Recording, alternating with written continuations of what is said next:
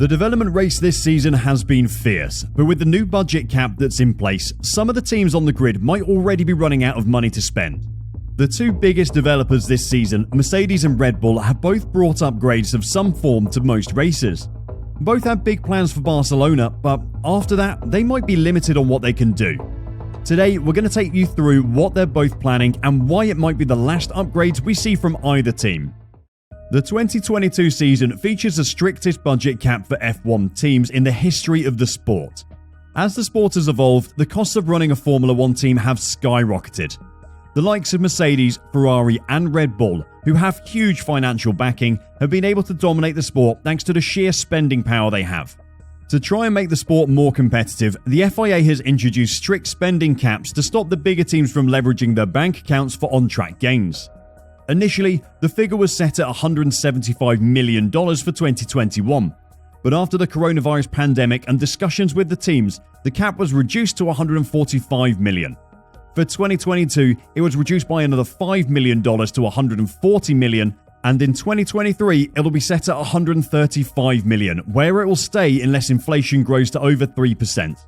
The teams do get an extra $1.2 million for each race past the 21st, so this season, the cap is actually $142.4 million. For teams like Red Bull and Mercedes, who have been able to spend money without consequence for years now, the new budget caps are proving a challenge. The poor accountants who've been able to sign every check put in front of them must now tell the likes of Toto Wolff and Christian Horner that they can't afford to take 10 different front wings to every race. Perhaps they should start following the example of Gunther Steiner and making their own coffees. So far, it seems that the budget caps have worked really well. The new regulations have compacted the midfield, and on their day, any team on the grid can pick up points. Except maybe Aston Martin, but we don't talk about them. But are Red Bull and Mercedes now waking up to the cold reality of the situation? There was a budget cap in 2021, but the cars had already been in development for 7 years before then. The technical regulations were basically the same as they were when Mercedes started their dominant 8-year streak at the top of the sport. Teams didn't have to adapt and evolve every single part of their car to try and find improvements. They had more data on their cars than they knew what to do with, and simulators that perfectly reflected their car's on-track performance. 2022 features new regulations though. It's the biggest shake-up in F1 cars for years. The teams can't fall back on their data and simulations. The whole porpoising problem actually came from the simulations being so bad that none of them showed it would happen. So now teams are having to try everything and anything to find some speed, or in Mercedes' case, just make the car drivable. This of course costs a huge amount of money, and the pot they have to pay the bills from isn't bottomless anymore. Both teams are planning to bring big upgrades to Barcelona, and obviously the bigger those upgrades, the more expensive they are. Dr. Helmut Marko spoke about the upgrades Red Bull will bring to round 6 of the season in Barcelona. We will have new parts and will finally reach our optimum weight. So far, we've been quite a bit over the required minimum weight of 798 kilograms. Us and Ferrari are on an equal footing. We're still looking forward to the big fight, and we have full confidence in the FIA to assure that everything goes well. The difference will be made in whoever manages to get the best out of their package on the respective circuits. Recent reports have claimed that Mercedes will introduce some new additions to the floor of their car to reduce their porpoising. Toto Wolff agreed that they had to do so in time for the race in Barcelona. We will carry out a few experiments on the floor for this. In Barcelona, we will have major modifications to the underbody, which will hopefully already be a solution. As well as changes to the floor, Mercedes are planning to upgrade their engine. The Mercedes engine is considered the weakest of the four on the grid this season. The aim will be to get a bit more juice out of their engine, hopefully closing the gap between themselves and Ferrari and Red Bull. By the sounds of things, this will require the team to fit new engines to both cars. So why might these upgrades leave both teams strapped for cash for the rest of the season? It was Mattia Binotto who originally brought attention to just how much money Red Bull had been spending. He wasn't just being a good neighbour and reminding them that they need to be careful, it was likely a very purposeful pointing of the finger. A hint to the FIA saying, "I hope you're keeping an eye on them." He said, "I've always said that we would have to wait 5 races to assess the competitiveness of the cars.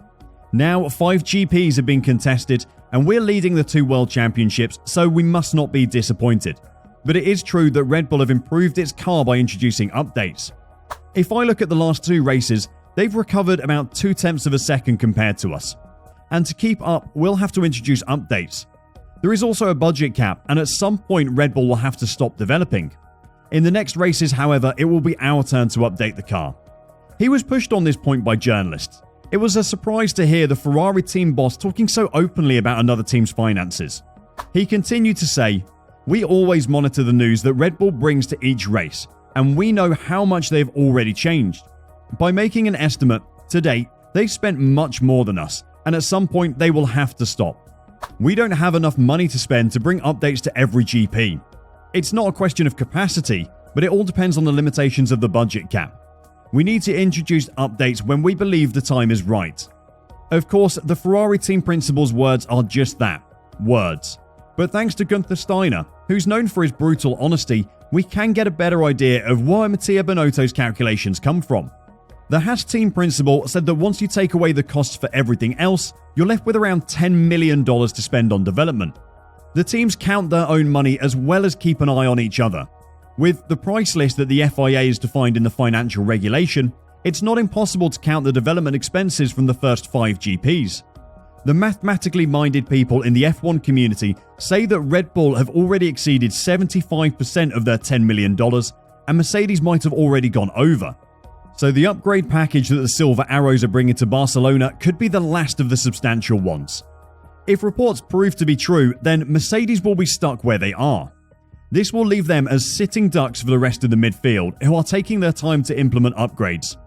If Lewis Hamilton thinks the team finishing 5th and 6th is bad, how do you think he'll feel when Valtteri Bottas spends the second half of the season ahead of him in an Alfa Romeo? Of course, whenever there's talk of Red Bull, be it positive or negative, Helmut Marko is always nearby to say the exact opposite. He was asked if Red Bull's weight loss plan was having an effect on the team's budget, and if they had spent more than Ferrari so far because of it. "I don't think so," said Marko. "It's true that the increased logistics costs are a problem, but that's true not only us, but also Ferrari and all other teams. The fact that Red Bull has already used 75% of its development budget is nonsense," Marko clarifies, and adds, "I don't think we're in a significantly different position than Ferrari in this respect. Especially since I wonder how they affect that Carlos Sainz has crashed the car several times. That can't be cheap." Helmut Marko isn't known as the most transparent person on the grid, and even if he were, he wouldn't come straight out and say that his team was struggling with money. The shot at Carlos Sainz is a trademark of his though, meant to annoy the struggling Spaniard more than anything else. Red Bull and Mercedes will continue to deflect questions about their budgetary constraints. If Red Bull could only afford 3 tyres for Max Verstappen's car, Helmut Marko would just say that they have loads of money in the bank and it's an aerodynamic upgrade. The reality of it is that both teams have been fitting a lot of new parts to their cars so far this season, and that kind of experimentation and fiddling costs money. There won't be a situation where one of them can't afford to field a car, because they aren't that stupid. But the reality is that once the money is gone, it's gone, and both teams could be sitting ducks for the rest of the season. Want to know about Ferrari's upgrades for Barcelona? Then click the video that's showing on your screen and I'll see you there.